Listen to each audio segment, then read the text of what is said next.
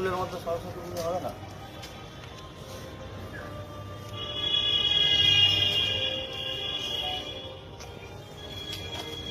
এখানে সমস্যাটা বিষয় স্কুলের বাইরেই তো হচ্ছে। তোর সাথে আমি কোনো কথা বলবো না।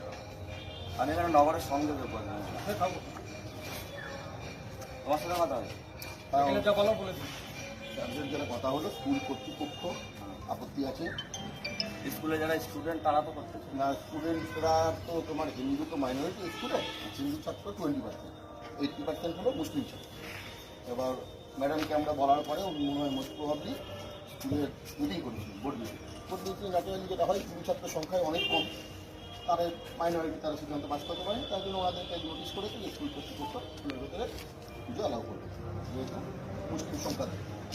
তখন বাধ্য হয়ে আমরা সব কিছু যেমন ফুটপাতে নামিয়ে ফুটপাতে করবো, কিন্তু আমার তাহলে ভাই ভাই হিন্দু মুসলিম ভাই ভাই বলতে হিন্দুরাই সবসময় কোঅপারেট করবে, তাই তো? ঠিক আছে, চলো। দেখুন আজ মিডিয়া দেখুন, মা সরস্বতী আজকে ফুটপাতে নামছে পশ্চিমবঙ্গে। আজকে স্কুলের ভেতরে আজকে মা সরস্বতী, সনাতনীরা যদি এরপরেও না জাগে আমাদের আর কিছু বলার নেই। আজকে মা সরস্বতীকে আজকে স্কুলে হিন্দুরা মাইনরিটি বলে এখানে সরস্বতী পুজো হবে না, করতে দেওয়া হলো না। এই ঠাকুর এখন স্কুল থেকে বের করে নিয়ে আমরা যাচ্ছি রাস্তায় ফুটপাতে পুজো করবো। আজকে বাঙালি সনাতনী এটা হিন্দুরা বাংলাদেশ দেখুক না পাকিস্তান সেটাই মা বুঝে সরস্বতী। আজকে বাংলাদেশের কথা আমরা বলি, পশ্চিমবঙ্গ কিছু পার্থক্য নেই। মা সরস্বতী পশ্চিমবঙ্গ স্কুল থেকে বেরিয়ে ফুটপাতে আশ্রয় নিতে হচ্ছে, আমরা ফুটপাতেই পুজো করবো। এরপরে যদি সনাতনী হিন্দুরা না জাগে আর কিছু বলার নেই। বাংলাদেশের সাথে আর বেশি দিন বাকি নেই পশ্চিমবঙ্গ।